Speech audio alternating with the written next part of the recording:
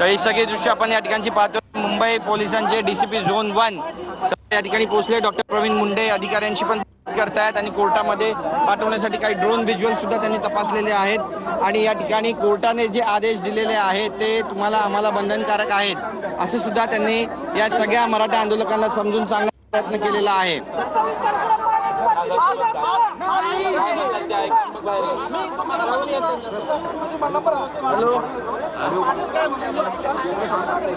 Batch भी okay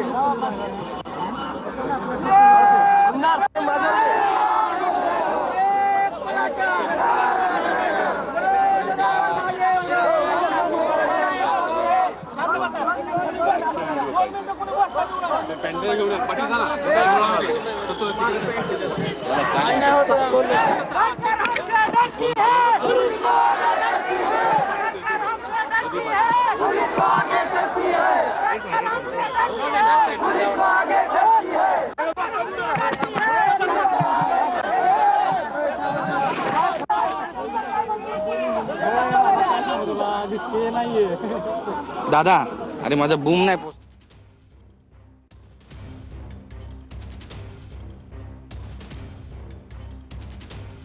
नक्कीच गिरीश, आपल्याला तिथला काही ऑडिओ देखील ऐकायचा आहे। नेमकं काय तिथे सुरू आहे? डीसीपींकडनं वारंवार या ठिकाणी सूचना केल्या जात आहेत, समजूत काढली जाते। शेवटच्या टप्प्यावर आलेला रास्ता खाली करना है, कोर्ट के ऑर्डर से 10 कार्यकर्ता आक्रामक हो गए। यहाँ कुछ और कोर कमेटी के लोग हैं, पुलिस बोल रही है, कोर्ट बोल रही है, वो आप सुनो, लेकिन कार्यकर्ता सुनने को राजी नहीं है। अलग अलग जगह जहाँ इन्होंने प्लेसेस दी है, यानी कि जहाँ इनको जगह दी है वहाँ पार्किंग रह सके, वहाँ जाने की निर्देश है, लेकिन फिर भी कार्यकर्ता का कहना है वहाँ खड़ा रहने के लिए जगह नहीं है। दो ट्रक हेलो वीडियो कॉल क्या रोका भी और पुलिस इसी के मुंडन बोलने उनके की भैया कॉल करून द्या, पोलीस पटाने द्याला। जरांगे आमचं फक्त काय अडचण नाही, आम्ही दादांनी सांगितलं जेव्हा काढतो गाड्या, पण आमच्या आंदोलन जी मराठी बांधव आहे जेवणाची सोय कशी होणार त्यांची? फक्त या प्रश्नाचं उत्तर द्या। 2 मिनिटात मोकळी करतो, 2 मिनिटात फक्त जेवणाची सोय सांगा काय? आमच्या समजा जेवणाची वाहन आहे तिथे, दंडात्मक कारवाई कुठलीही करू नका, त्याच्यावरती आमच्या वाहनांवरती झाली नाही पाहिजे। प्रशांत सर, जब एक बार कोर्ट में जाएगा तो कोर्ट में इसमें नोटिफिकेशन दिए जाएंगे, किस कार्यकर्ताओं ने रास्ता खाली विरोध बाकी ड्रोन छत्र है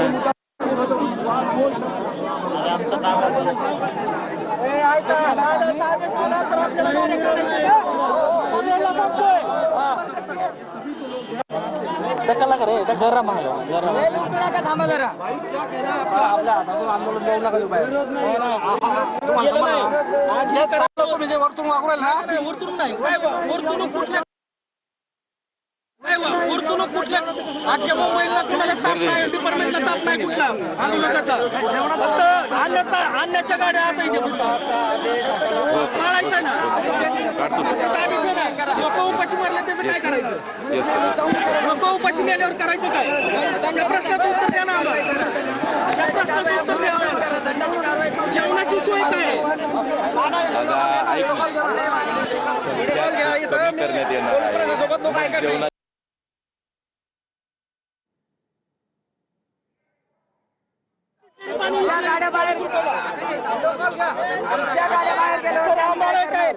तुम्ही आम्हाला अन्नदानापासून तर वंचित करत असताल तर आम्ही सगळे रस्त्यावर बसू।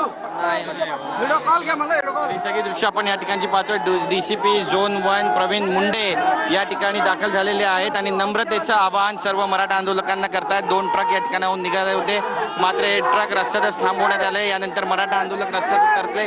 मुंबई मराठी पत्रकार संघाच्या अगदी बाहेरची ही सगळी दृश्य आहेत आणि सर्व मराठा आंदोलक जे आहेत ते आता पोलिसांना नेमका जाब विचारतायत की जोपर्यंत जरांगे पाटील यांच्याकडून आम्हाला काही आदेश आले नाही तोपर्यंत आम्ही मुंबई खाली कशी करायची, अशा स्वरूपाचा प्रश्न जो आहे तो या सर्व मराठा आंदोलकांनी विचारलेला आहे। मनोज जरांगे पाटील जर म्हणाले तर 2 मिनिटात मुंबई खाली करू, ही जागा सोडू असं सुद्धा त्यांनी म्हटलेलं आहे. आणि ही सगळी दृश्य आपण या ठिकाणची पाहतोय.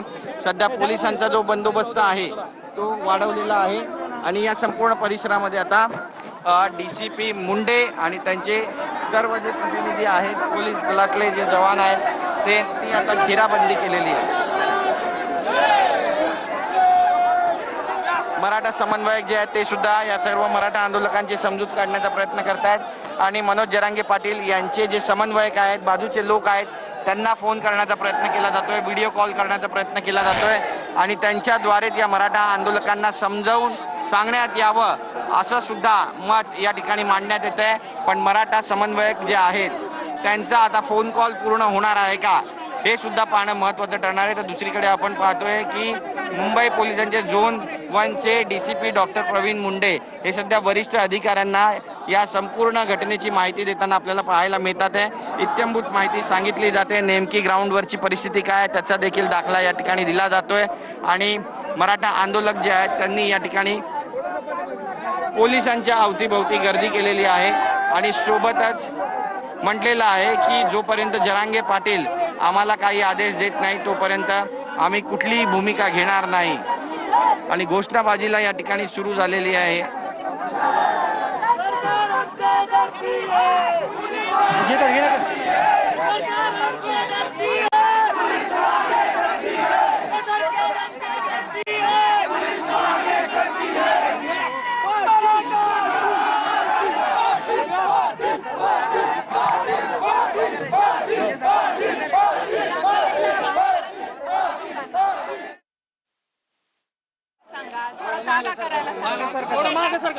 रेड्डी धक्काबुक्कीची परिस्थिती आलेली आहे. हळूहळू हळू सावकाश सावकाश सावकाश सावकाश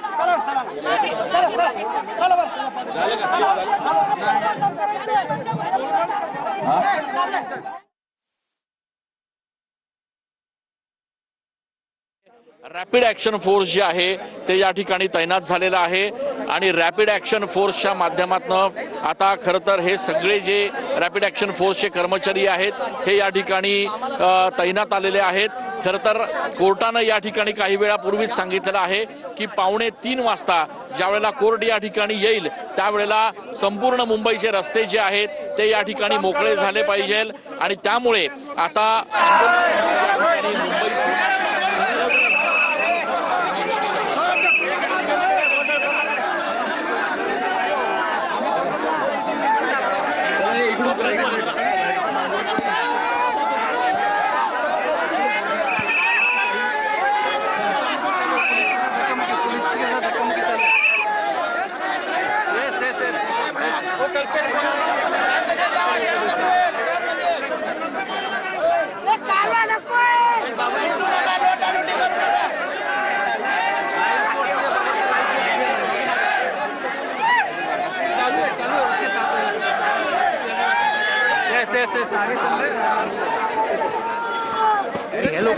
परिसरामधून आता इथे आपण पाहतो की पोलीस आता या ठिकाणाहून निघून गेलेले आहेत.